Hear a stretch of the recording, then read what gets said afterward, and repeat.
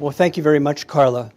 On behalf of the World Affairs Council and the Asia Society of Northern California, I'm Thomas Gold, your moderator for this evening. It's now my pleasure to introduce tonight's distinguished guests. On my far left is Dr. John Delury, an assistant professor of East Asian Studies at Yonsei University in Seoul, Korea. Previously, he was associate director of the Asia Society Center on U.S.-China Relations. On my immediate left is Mr. Orville Schell, the Arthur Ross Director of the Center on U.S.-China Relations at the Asia Society in New York. He is a former professor and dean of the University of California, Berkeley's Graduate School of Journalism. You can read the full biographies for both speakers in this evening's program. Please join me in welcoming Dr. Delury and Mr. Schell for a discussion of China's emergence as a global power.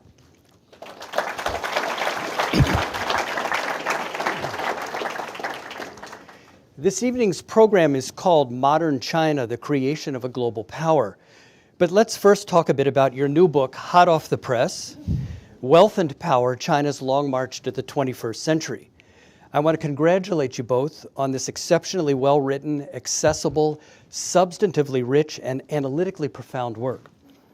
Can you share with us some of the backstory of the mechanics of writing this book, such as why did you decide to use a set of individual biographies as the means to discuss what you call China's long march to the 21st century instead of a straightforward narrative?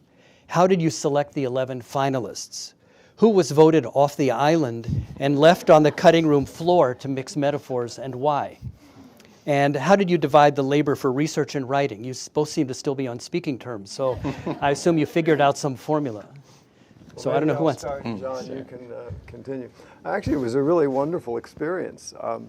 You know, it's not a foregone conclusion that co-writing something will work any more than it's a foregone conclusion that a marriage will work. But you know, when it does work, if the partners are right, it's an incredibly different experience than writing alone, which is very solitary. And I think in this case, it worked out very well. And for me, it was interesting to have somebody to bounce ideas off of, because actually our challenge, what we really realized as we set out to do this, was that neither of us, and we both studied Chinese history, you know, our whole adult lives, but both of us hadn't really wrestled this block of history to the ground. We didn't really understand how it made sense. And so the whole challenge was to go back over this very familiar territory and see just how it added up. And it was quite a daunting experience, but one which I'm really glad that I had the opportunity to engage in, because I think I do now see it in a very, very different way than I did before. And many of the things that I had sort of taken for granted, I got a chance to reappraise, and we can talk about that. Maybe John will say a little more about who got kicked off the island. Yeah, well, that's a fun question. I mean, I would say first, just to echo, this has been a happy marriage. And you know, you asked about sort of the mechanics of how do we do it. And there's sort of two answers. One short answer for how we were able to write this book together is Dropbox, for those of you who know this technology, because you know there was a logistical problem that Orville's based in New York and flying around the world all the time, and I'm based in Seoul, South Korea. So I do wonder, could we have done this without Dropbox? Because you know, we sort of divided up the chapters, and as Tom says, each chapter is kind of written around a person. Using a biography to tell the story of China. So someone had sort of primary drafting responsibility, but we went through easily 30 versions. You know, we would get up to 29.0, 30.0. And it was important to us to really try to get one voice in the book so that you wouldn't feel like you're suddenly, you know, going back and forth. I think both of us care a lot about writing and work very hard to find a common ground in our voice, in the literary voice of the book, so that it would be a pleasant experience for the reader. The other fun thing about this, aside from Dropbox, is we would often meet up in China because in a strange way, you know, China is the middle point for for Seoul and New York because Orville's in China a lot, and it's very easy for me to get over there. So we had a lot of really fun trips that were related directly to the things we were researching in the book. And actually, in a number of the chapters, we sort of open with a scene of contemporary China. And we ended up writing out ourselves, so we don't use the first-person voice. But just to give it away, that's us in those scenes, observing the ways in which this history that we talk about, you can still see. So, for example, we went, actually, this one I guess we didn't include in the book, but one of these times we decided to meet up in Yan'an, which is the old communist headquarters where Mao Zedong really came to power in the 1930s and 40s, and just sort of traipsed around. It was winter, there were hardly any tourists there, and kind of wandering around these cave dwellings where Mao and the other communist leaders lived, so to sort of walk the history, and to get a sense and a feel for it. So we did quite a bit of that over the 3+ years that we spent researching and writing the book. I did. I think you really did succeed in making it a single voice. As I was reading it, I would periodically try to guess, that sounded like Orville's turn of phrase, but then there would be something else, and I said, well, they really did a good job of blending the two Whenever the two it came to classical Chinese, you could be assured it was John, not me. And I'm also glad reading the book that when you use a Chinese phrase, you put the Chinese characters in parentheses. It's not just the romanization. I think that really is a major step forward for the promotion of facility in the Chinese language among the general readership. We were worried that Random House wasn't going to let us get away with that. And we debated, but we decided to do that. And we hope as readers who don't know Chinese, you're not too off-put when you see these things. But it does, we think, add a kind of texture, and the language. A lot of the book is about the language, the language that Chinese reformers, that intellectuals and political leaders have used. And so it does add something, and anyone with some basis in Chinese can say, okay, so that's what they're talking about. So hopefully people will be motivated to learn more about the language as well. For those of us of a certain age, the idea of China as a global power, challenging the United States across the board, including as a model of market-oriented development, is almost inconceivable. That also goes for our ability to go to China to do business, conduct research, study, marry a Chinese, and so on. I find that young people in particular take this modernizing, globalizing, marketizing, consumer-oriented, in places glitzy, China for granted. How can we convince them of the importance of history, of having some understanding of where today's China has come from? And let me add that I think this goes for young Chinese as well. Too many of them, in my experience, have little or no understanding of their country's struggles, or just don't care and brush it off as something old people keep harping about, but has no meaning for them, sort of like my parents trying to convince me of the importance of the Depression. Yeah, I mean, now I understand. I mean, I think it's very true, Tom, that history has really been lost. You go to China today, and people just sort of say, "Whoa, it's something. This is China." But when I first went to China in the mid-'70s, that's sort of what I thought. Mao Zedong was alive. People were running around in Mao suits with Mao buttons, and there was no advertising, no private businesses, no private cars, nothing. You just thought, well, this is the way it is. But in fact, this last century and a half, the real experience of China has been far from static. It's been a whole series. It really is like a play that has many, many different acts. And you see before your eyes the characters in this play changing, not only the characters changing, but what they believe in, what they're for, what the country looks like. And this is because China has had this very restless kind of extraordinary challenge to reinvent itself, to reject its past, reject its traditional culture, its imperial form of government, everything. And then what? What would replace it? And they've tried all kinds of things in serial fashion, from monarchism reform to republicanism to Christianity, anarchism, communism, class struggle, then sort of crypto, counter-revolutionary Leninist capitalism under Deng Xiaoping, and now who knows what the next chapter is. So this is, you don't want to take anything for granted. It's really important to see the evolution of how this process of trying to rediscover what a modern China will look like, what its identity will be, and what it will believe in, what kind of a political system, what kind of an economic system, and it is not resolved, even now. Yeah, I mean, I would add to your question, Tom, which is a great one about, sort of why history, why do we need this deeper sort of historical context? In terms of, for Americans who deal with China, something that we talk about a lot in the book is essentially what we call a kind of humiliation complex. And, you can see this on the grand stage of, say, U.S.-China relations, when you sense that the Chinese leadership, Xi Jinping is the newly selected leader of the country and of the Communist Party. He's really struggling, and their leadership is struggling to find a new basis for U.S.-China relations. So one of the key terms that they're now talking about is a new type of great power relationship. And that was kind of what they floated in the last summit between Obama and Xi Jinping down at the Sunnylands in Southern California. The Chinese said, we want a new type of great power relationship. But what is the real content of that great power relationship? It's a new type, but what's the old type? When the Chinese say we want a new type, they mean we don't want the old type, right? And so immediately now we have to think about history from their perspective. And that is a lot of what we've been trying to do, is to tell the story from a Chinese point of view.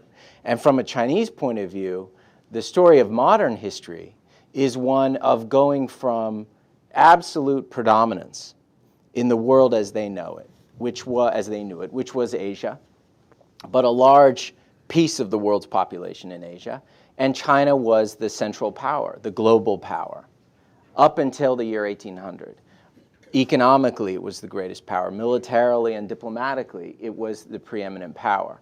And then it went through almost 150 years of decline, of really precipitous decline. So that's the old type of power that it was. And the new type of great power relationship that it wants, China itself doesn't really know. But it's coming into that with this sense of the modern period as a humiliating one, a one in which it fell from this position of wealth and power and respect to humiliation. So, that's something that is so fundamentally different from the American or Western story of modernity, that you really need to know that background before you understand when they say new type, they have a very different background to it than when we say new type. Right. I want to get back to some of those points later, but certainly reading the book, there's a strong sense of plus ça change, or déjà vu all over again. And that's why I think it's so critical. We think about a cyclical view of history versus a linear view of history. And so many people tend to think of China just on this upward slope without realizing how much of this is still a recreation or a return to things that have been going on for several hundred or several thousand years. The key theme of your book is that China as a global power in the 21st century is not something new, but a rejuvenation, a recovery. You refer to the word fuxing quite a lot, which conveys this idea of revival, that China is reassuming its role of world leadership, of wealth and power, as the very center of civilization. Of course, China, the Chinese word 中国 means the Middle Kingdom, that it held for centuries until it was invaded, occupied, humiliated, and subjected to unequal treaties which institutionalized this, beginning in the middle of the 19th century. You also stress the way that the many thought leaders as well as political figures from the 19th century on have used this idea of humiliation and shame, which you were just referring to. We all know about China as a shame culture, to motivate their countrymen to rise up and resume their rightful place, what they see as their rightful place on the world stage. Last fall, I visited the National Museum right in Tiananmen Square and saw the exhibit, The Road to Rejuvenation, Fuxing Zhilu, which bludgeons the viewer with this idea of fighting back against humiliation and the continued efforts of some foreign powers to keep China down, to constrain or prevent its achievement of wealth and power. My question is it time to get beyond this? Enough already. Grow out of it. You're a major player already. The US and other big powers have invited you to the table, in Palm Springs, for instance, and realize the necessity of consulting with you on virtually all matters of global importance. Does this harping on the past resonate anymore among most Chinese people? Or is it not just a tool, this use of the past, this use of the trope of humiliation, not just a tool of political manipulation? All elites, our own included, have a master narrative to justify their power and the existing system. But is this really and truly, sincerely, deeply felt among the vast majority of Chinese, something that we foreigners cannot really comprehend? And I'm sure we've heard many, many times from Chinese, you can't possibly understand our experience the way that we see the world. So I've thrown a lot in there. I don't know how you want to respond to it. Well, you've answered some of your own questions, which is very helpful. Am I right? Yeah. Yeah, you're right. We can all go. It was interesting when Xi Jinping finally came into office. The first thing he did was he took the Politburo of the Chinese Communist Party across Tiananmen Square to this exhibit. It was no accident. Yeah. And this idea of a rejuvenation. It's very dynastic. I mean, in the old days, when dynasties started having periods of decline, there was this idea that mid-dynasty, a good emperor, could kind of gird his loins and bring the dynasty back to greatness. So there is this kind of traditional view. But I think, Tom, I would have to say that even though there's a certain bogus quality to a lot of Chinese propaganda, also I do think that this idea of China's humiliation is very deep in most Chinese. So the party is onto something when it plays this card. But I think you're also right that this narrative of China as the aggrieved party, the victim, bullied by the West, occupied by Japan, had a real truth to it in the last century. It does no longer have that truth. And I think it is going to be really difficult, but very important for China to move on to some other narrative.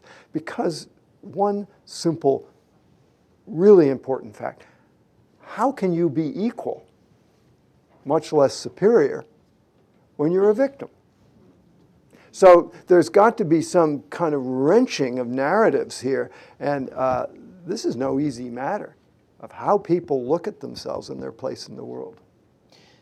Yeah, I mean, it's such a great question. It's something, Orville and I will have to wait for a Chinese language version of the book. It'll probably be out in Taiwan much sooner. I just got an email this afternoon from a Chinese publisher, and my comment to John was, well, wait till they read the book. There's a fair number of what I think would be referred to in comrade terminology as unhealthy tendencies. All that said, fortunately, we have the internet, and we have already PDF versions of the book that, thanks to the lack of intellectual property rights in China, means we can hope for rapid dissemination. I hope Random House isn't listening, but rapid dissemination of the book to many Chinese readers. We are a nonprofit. Yeah, to many Chinese readers. And so, I mean, already Orville and I we're kind of monitoring this to pick up on, it's already started a small conversation in China on the web, among Chinese. And there's a whole question of political freedom, but there is quite a lot of room to say whatever you want on the web in Chinese. And so there's already a bit of a conversation about this book. And we also have, of course, many friends in China and have already heard from some of them. And I was very struck by one email I got from a good friend who's a very thoughtful guy. He's getting his own PhD in history in China, and he was very struck by what we are calling for, which is essentially that China needs to transcend this master narrative of humiliation. Maybe not right now, but it's coming. And he had, I could feel in his email, this kind of visceral reaction of, we're not ready yet. But he also raised another very important point, which is that, I think Chinese people have an expectation that the rest of the world needs to understand why they feel humiliated, that there is empirical basis for that feeling, that it's not just the manipulative propaganda of a government that wants to stay in power by turning on and off nationalism, but that it really is rooted in their modern experience. And you see that most powerfully in the relationship with Japan, much more than in the relationship with the United States. So that has already come up in some of what I've been hearing from China of, we can let go of this humiliation complex once we're confident that the Japanese have really owned up to what they did to make us feel like victims, And so that has a logic to it. I think that's something that we can understand. And in a way, what we're trying to do by telling a lot of the story from the Chinese perspective is to actually raise awareness among non-Chinese that there are historical roots for what they feel.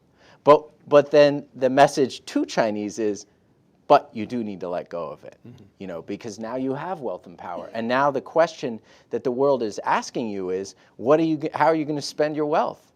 And what principles are you going to defend with that power? And that requires going beyond this story that they've been telling. Great. Well, this also brings me to the question of the Chinese dream, which Xi Jinping, who holds the top 3 positions in China, of General Secretary of the Communist Party, Chairman of the Central Military Affairs Commission of the party, and President of the People's Republic of China, head of state, has made his touchstone. This refers not to individual accomplishment based on hard work as in the American dream, but a collective dream of achieving wealth and power and recovering China's role as a, or maybe the, global leader. I think that most observers agree that Marxism and communism have little motivating power among most Chinese these days. And the leaders have replaced them with a combination of the collective nationalist dream plus consumerism. What do most Chinese dream of, do you think? Do the Chinese masses, especially the new middle class, which has arisen as a consequence of the 3 decades of successful economic reform, have confidence in China's future? Do the leaders themselves? Why do so many of them send their children abroad, especially to the US to attend college or even high school? We know that many of the Chinese high schoolers aboard the ill-fated Asiana flight, which crashed at SFO earlier this summer, were coming here to study English and learn about American culture, presumably to prepare them to attend college here. What does this tell us about the mindset, the dreams of the new middle class? And let me add something to that. We know that there's been a significant growth in religious belief and practice in China. Does this indicate that many Chinese now have turned their attention and dreams away from personal material comfort and national strength to questions of the meaning of life? Comment. Well, I think to start at the very last question, the answer to that is yes. I think that question has arisen, that it rises in every society once there's a certain modicum of wealth and people enter the middle class. I think, China has gone from one extreme to another. The Mao's revolution was a revolution that was based upon some pretty extravagant utopian idealism and utopian visions of the future of an equal communist society. And China got pretty ginned up with that kind of Marxist idealism, and it pretty much crashed and burned. And since then, there hasn't been a whole lot of idealism of any kind aloft in the land in China. And I think this new idea of the 中国梦, the China dream, in a certain sense is a kind of an effort to try to push some space out in the world of where people can dream a little, have a little bit of a kind of an idealistic hope, and perhaps in some cursory way imagine a more idealized future. Now, he didn't really spell out what that was. And I think Tom's absolutely right. It isn't Horatio Alger, the individual dream of America. It is really a national dream. And interesting, he didn't define it. But that is the question of questions. If you are going to dream as a Chinese, what are you dreaming? What's your vision of your country's future? Yeah, I mean, well, Tom is a sociologist, so he asks these wonderful questions about the middle class and Chinese people, you know, as a broad section. What do they think and what are they dreaming about? And we anticipated this. This is why we invited him to join us. But as an intellectual historian, my brain sometimes freezes, you know, because I can just read some texts and think about what certain thinkers said about their particular dream. But it strikes me, and I guess we could think about the language in Chinese of 中国梦, and the way it's translated, the kind of canonical translation to English is the China dream. It's not Chinese dreams. Now, the Chinese original itself, you know, doesn't specify between singular and plural. So I suppose they could mean dreams plural. But the meaning that when we talk about what it is for Xi Jinping, I think it is a shared dream. It's a dream for China. It's not what all the many Chinese people are dreaming, and how can we realize that plurality, that diversity of dreams. So I see it, you look at it and ask these questions from the bottom up. What I see is from the top down, that it is essentially the continuation of this modern quest. The China dream is rejuvenation of the nation's wealth and power. I think although Xi Jinping is careful to leave it ambiguous and to let other people think, oh, what is my dream? I think it's clear to me what he's really referring to, and it's that kind of national project. And I think that that resonates with enough people, that they want to feel that they're involved in something greater than themselves, greater than just making money. And part of it is that national quest. You know, interestingly, if I may just add a quick footnote here, we had started our book on a dream, and the dream was a sort of a fantasy novel that one of the great intellectuals of the end of the 19th, beginning 20th century, Liang Qiqiao, had started to write.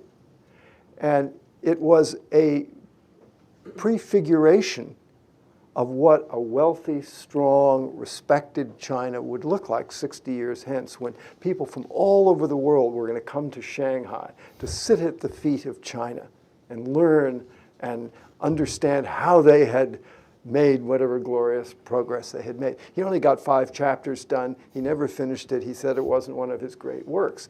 And then there was another dream we stumbled across in the 1940s. The old sort of philosopher, historian, Lin Yutang, who some of you may remember, also wrote at the darkest days of World War II of a dream of China strong. And he said nobody could stop this. He said he felt it. It was counterintuitive. There's no evidence for it. So these dreams have been going on.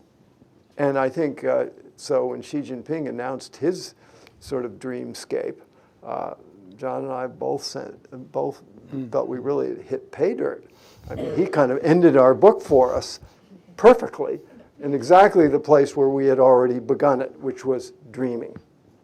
We'll have to get jobs for the propaganda department one day. We can write this stuff now. But I think it's also really important that you've emphasized the complexity of China. You know, we talk about the China dream, but you've also stressed the Chinese dreams. The China is not a monolith. And that we too often think about what does China want to do and so on, and we focus on the leadership without realizing that there's, you know, very complicated society that was complicated in 1975 when you and I made our first visits, and it's even more complicated now with the emergence of the middle class, globalization, and so on. Let me ask one more question, and then we'll move to the audience cards, which I've been trying to multitask and arrange in themes here. In addition to the quest for wealth and power and national rejuvenation, the Chinese leaders are obsessed with unity. All students of Chinese history and all Chinese know the famous opening lines of the historical novel Romance of the Three Kingdoms. Quote, "It is said that of all great tendencies under heaven, those which have long been disunited must unite, and those which have long been united must fall apart," unquote. This idea of disunity, of China falling apart, both because of internal unrest, such as Tibet, Xinjiang, or Taiwan, or foreign intervention, such as Japanese revanchism, or the American pivot or rebalancing to Asia, is seen by many Chinese leaders as irrefutable evidence of a U.S.-led plot against their becoming a global power. So here again, we come back to the importance of understanding history to be able to parse the mindset of contemporary China, which also involves constantly blaming others for one's own shortcomings or missteps. Do you think the leaders in Beijing understand world affairs? Do they know how their rhetoric plays in the rest of the world? Do they care? Do they really have a long-term vision or strategy? Are they engaged in an increasingly high-stakes game of whack-a-mole, where they have to deal with a mounting series of problems, many of which are of their own making?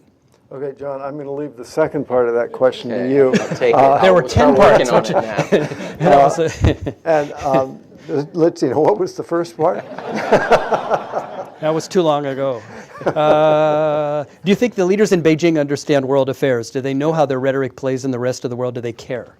Well, you have to remember, this is a country that had one whale of a revolution, and it was a Marxist-Leninist revolution with a party line that was controlled by a Department of Propaganda, which interestingly enough now in English has been renamed, but not in Chinese, to be the Central Public Affairs Department.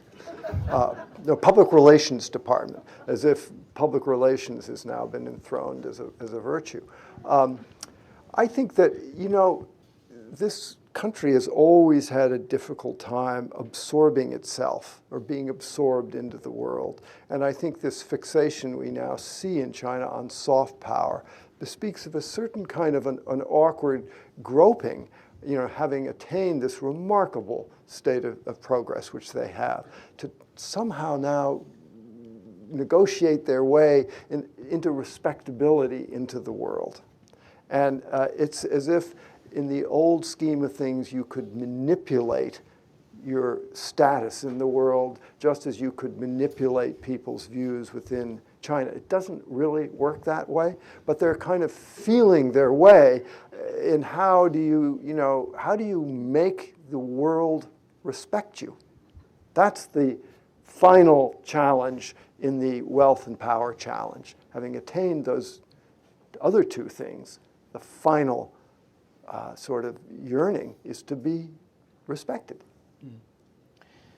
Yeah, on that question of, in a sense, it's their capacity to understand their place in the world and to be sensitive to other countries. I mean, I wouldn't underestimate sort of when we think about Chinese diplomacy and in meeting with Chinese diplomats, especially, I suppose, younger generation of Chinese diplomats. I mean, these are quite cosmopolitan people who speak not just English, but the other relevant language they need. And Chinese diplomats need languages from all over the world because of their economic expansion. In some ways, in contrast to the United States, where U.S. foreign policy is predicated on a very deep sort of righteousness, this sense that we stand for the right principles. And maybe sometimes we err in how we spread them, but our values are right, our principles are right. Chinese approach the world very differently. They're less confident, and we're in a way criticizing that lack of confidence, but actually sometimes it's a strength, because they don't go to other parts of the world saying, well, now we're the Chinese, we show up and we tell you what to do and we know what kind of political system. They show up and say, okay, how does your system work? And we want to make deals with you, we want to work with you, we want to cultivate long-term relationships with you.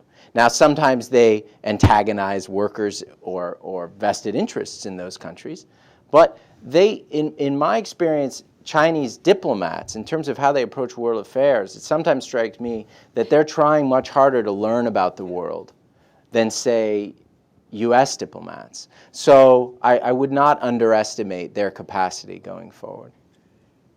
That leads to several of the questions have fallen into several categories. And let me build on what you just said, and that's this question, I think, of hard power versus soft power. Because we talk about the East China Sea, the disputes with Japan and South Korea over islands. Then Taiwan is involved in that, and Hong Kong has had sort of an independent role, Hong Kong activists. And then we look at the South China Sea, where China has disputes with Vietnam, the Philippines, Taiwan, Brunei. Have I left anybody out? Indonesia. Malaysia, Indonesia, but let's just, pretty much everybody, not everybody, but a large number of the countries down there. And the Chinese say, we are not like other powers where we're trying to occupy. We're not an imperialist power. We don't want to use our strength, our growing wealth and power to occupy the lands of other people. We have no designs on anybody else's territory. This is our territory. It's our territory. It was stolen from us, and all we're doing now is reclaiming our legitimate right to that territory. And they have made sovereignty the top, when you were talking about principles before, their top principle now is sovereignty, which of course is very anti-Marxist because it's supposed to be a global revolution. And yet the Chinese have made this concern with sovereignty their number one priority. So many of the countries in Southeast Asia, which in addition to these territorial disputes, have large ethnic Chinese populations who historically have controlled the economies now, also put another spanner in the works in terms of China's ability to work out some sort of peaceful solution to a lot of these hard power, these territorial issues. And then you've got the soft power element, which plays better in Africa in particular. I think is where the Chinese are really trying to exercise soft power, possibly in Latin America as well. So how do you see this sort of this potential conflict or contradiction between, and it gets back to the question of going and trying to understand people and what's your history and what is your system like and what are your needs and how might we be able to work together to satisfy those? I mean, I think in these island conflicts, we really do see a stark change in China's relationship with almost all of its neighbors, which used to be quite good. And they'd worked very long and hard to reassure neighbors that their rise was peaceful and they need not fear anything. And then these island conflicts come up. And the problem is that, as you point out, they are territorial. And when things get territorial for China and have to do with sovereignty, that's not negotiable. Mm-hmm. And so they have this idea of core interest. Core interest means, as you suggested, mine. No more talk, please. And so they have thrown the sort of corral of core interest around these island disputes, which in fact very gravely limits the flexibility that their diplomats have to horse trade and resolve these issues. So they backed themselves into a very difficult corner where they don't have a lot of ability to kind of work things out. And the best I think we could expect is that they'll kick the can down the road a bit. I mean, Zhou Enlai in the early 70s said this very thing about the dispute with the Japanese islands, the Sengaku Diaoyudao. Then Deng Xiaoping, when he came to America to normalize relations with Jimmy Carter, he stopped in Japan. And he said the same thing. It's let's let smarter people few decades down the line deal with this. We are not quite up to it. That's the best hope. But alas, now China's wealthy and powerful. They don't have to, they feel, prevaricate. They want some action now, and it's very alarming.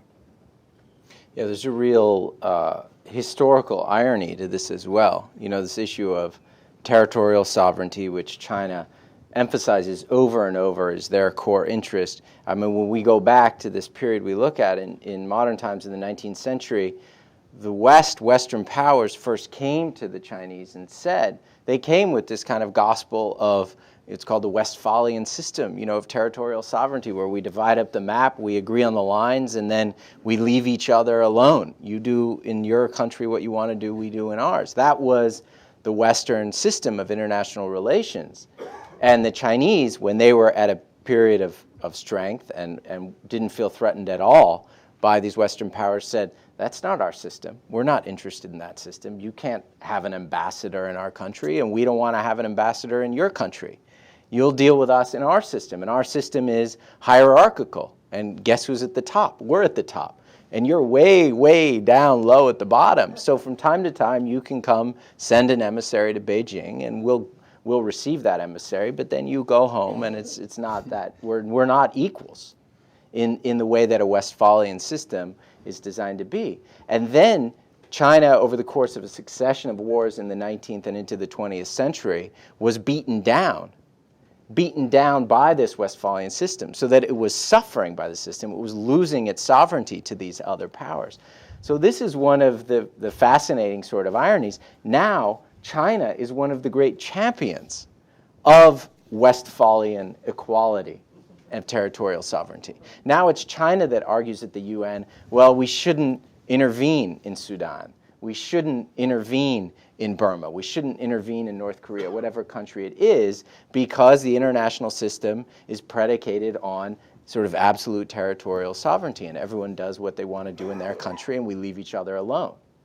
So, you know, if you look at this from a Chinese perspective, then again, the next chapter, and in a sense what countries like the United States and the world are looking for, is for China to now sort of jettison that rigid notion of absolute territorial sovereignty and pursue some kind of global vision of global goods. But the Chinese are saying, we just have finally figured this system out and using it to our benefit. So they're not very anxious to let it go. And then the world got globalized and people started compromising sovereignty. Right. There's also, and this relates to the Xi Jinping Obama discussions, informal discussions. I'm the only one wearing a tie. You're not wearing ties. So that was the whole thing in Palm Springs, is not wearing ties. You didn't get the email. I didn't get the memo. That the whole idea was to increase mutual understanding and trust. And the Chinese always, this is one of the things that they beat you over the head with. Negotiations, it's about trust. But in my experience, trust means you accept our view of things. And we'll wait around. We've been around an awful long time. We can wait you out until you accept our view of things, and then we'll have trust. So, Tom, I have to say, the shoe is kind of on the other foot. For a long time, this was sort of the West's view. Here's the terms of the unequal treaty. You sign it, or we'll go to war again. And now China has kind of flipped it over, and they kind of learned you had to have hard bones, or you would get pushed over. Right. And so now we are in a kind of a more liberal mode, let's compromise, let's work it out. And the Chinese say, sorry, here's our terms. And now we're strong enough to make them. So it's a funny lesson that I think they've learned from us, and then the world kind of moved on. And we expected everybody to run along behind these changes, and the Chinese are still being, as John said, a bit 19th century. Yeah, there's one other element to this, which is very important to understand. It relates to Tibet and Taiwan and Xinjiang, the huge province in the northwest where there's a large Muslim population, which is that China is very unique on a world map for the fact that it basically held on to its 17th, 18th century empire, multi-ethnic empire, huge empire, much bigger than China had been in preceding centuries. If you look around the world, you don't see any of those empires left. There's no Ottoman Empire and Romanov Empire on the map today, but China held on to it. Or Soviet. Well, the Soviets were there for a while, but they lost it, of course, too. So China is kind of the last one left standing. But now China is able to hold on to this vast, historians would call it an early modern multi-ethnic empire. It's holding on to that empire on the basis of territorial sovereignty, saying these are the borders of the People's Republic of China. And so that's part of why it doesn't want to start questioning the principle of territorial sovereignty, because then it can start to raise questions of, hey, wait a second, what is the history of Tibet, and what is the history of Xinjiang? And are these really inherent parts of China, or are these things that you manage to hold on to into the 21st century? And certainly China doesn't want to open that conversation up. Many of the things you've raised segue into several of the questions about Japan. Is that traditionally the Chinese saw Japan as an inferior offshoot of Chinese culture, is they refer to the Japanese as the dwarf people. They saw the Japanese as little brothers, at best, little brothers who came to learn culture from them, and that the Japanese had no culture until this contact with the Chinese. So then the Sino-Japanese War of 1894-1895 was one of the main humiliating experiences driving a lot of China today is this idea that someone who would, in terms of Confucian filial, when you mentioned about social structure, is the fact that you've got your little brother who slaps the father around or slaps the big brother around is inconceivable, just doesn't fit into that worldview. And so the Japanese did this to the Chinese, humiliated them at a time of dynastic decline. And then I think that this is, again, one of the things that makes it so hard for the Chinese to deal with the Japanese now as equals, because of this long historical legacy. Then you've also got the Japanese refusal to apologize in terms that the Chinese will accept. And this contrasts, of course, greatly with the Germans. And we could get into the whole Holocaust issue and the historical legacy there of how you deal with it. But there's several questions about Japan. I wonder if you could address Sino-Japanese relations a bit more.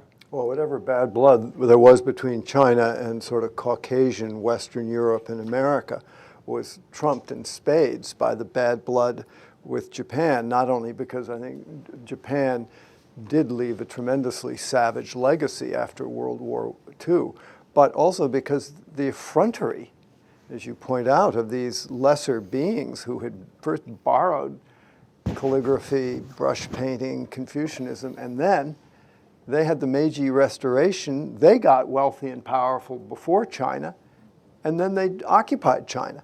So that was a much greater form of lèse-majesté than even the British unequal treaties. Yeah, and there is, I mean, in the middle of that, there's a really intriguing moment that we explore, because at one point we realized, you know, again, our book's written around these biographical profiles of key thought leaders and political leaders, as Tom described them. And we realized at one point about 4 of the people who stand for the significant figures in their period. Liang Qichao, this early 20th century public intellectual, Chen Duxiu, who goes on to found the Communist Party, Chiang Kai-shek, who needs no introduction, Lu Xun, the greatest modern writer in the Chinese tradition, who we talk about a lot in the book, and Sun Yat-sen, the so-called father of the nation. They were all in Japan, almost at the same moment. They were all in Japan in the first decade of the 20th century. And they were all there desperately trying to understand what Japan was doing right. They were deeply inspired by the Japanese model. So that adds just another element of complexity to that Sino-Japanese relationship. There's also been periods in their history where the most progressive, fresh thinkers, and some of whom went on to be critical political leaders, spent long stretches of time in Japan, had close Japanese friends, spoke fluent Japanese, and saw Japan as a model for China. But then a decade later, they start to see Japanese troops arriving in their country. Imagine the shock of that and the kind of reversals that they had to go through. So again, what I always try to talk about with my students when I teach modern Chinese history is, if you think U.S.-China relations are complicated, it's nothing compared to the complexity and the mixture in Sino-Japanese relations. And when we see disputes like this island dispute, we need to understand how deep that goes in the history of both countries. We also have several questions about domestic issues in China, but let me, before getting directly to that, John, you mentioned globalization before, and we have several questions about the internet. And that part of the benefit of globalization is that now China is online. There's an estimated, 500 million netizens. Now, not all of them are interested in political issues. A lot of them are, looking for pornography, and they're playing games, and they're looking to hook up. I mean, like pretty much people everywhere. But you do have the people who are interested in politics and learning about what's going on in the rest of the world. We talk about the Great Firewall of China. How high can that go? Is it possible for the regime to continue to block access to the untrammeled access to the internet for those people who want to learn more about not only what's going on in the outside world, but how the outside world thinks about China? I don't think we know the answer to that question. In fact, I think China's efforts to control the internet, which have been pretty successful, to create a kind of an intranet rather than an internet, have been quite impressive.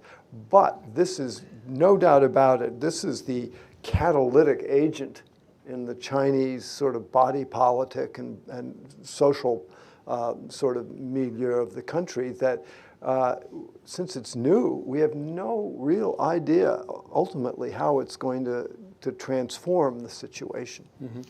Yeah, I mean, one specific example of this, of how the internet is transforming Chinese public opinion, media, and ultimately politics, was this train crash, which some of you may remember, I guess it was 2 summers ago in Wenzhou. And, you know, the crash was of this new high-speed train line that's running from Beijing to Shanghai. So it was an example of how this incredible dynamic economic boom can lead to horrific human tragedy. But the thing about, I mean, the internet side to that is, and I was in Beijing at the time, I was a visiting professor at Peking University that summer, and you know, I remember that week very vividly because I would sort of read Deng Xiaoping all day, and then to cool off at night, I would watch late night news on Chinese, in Chinese on their stations. And I think it was, if I remember right, for the first 2 days after the train crash, there was hardly any news about the crash. There was kind of a brief mention. So it wasn't a cover-up, like pretending it didn't happen, but it was just very cursory coverage and then move on to all the other important stories. Well, simultaneously, the internet and the so-called microblogs, which is a little bit, there's Twitter-like things going on in China, and then there's microblogging, which is much more extensive there in China than it is in the United States. And this is where hundreds of millions of Chinese are having a conversation that the party cannot control. When you have hundreds of millions of people talking to each other in these quick little messages, there's only so much you can control that. And guess what? They were all talking about this train crash and all asking questions about it. And people were posting pictures and saying, what happened? It looks like they're burying a piece of the train. Why are they burying part of the train? Why aren't we getting information about this? Why aren't we getting information about that?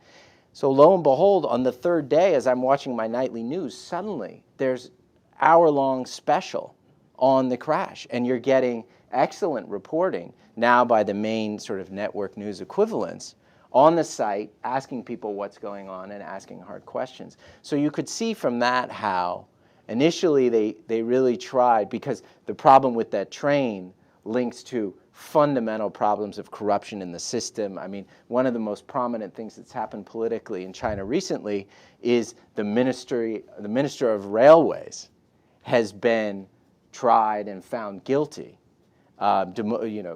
ripped of his political liberties and sentenced to prison. He could conceivably, I don't think he'll be executed, but he could face execution. So this train crash was connected to structural problems in their system.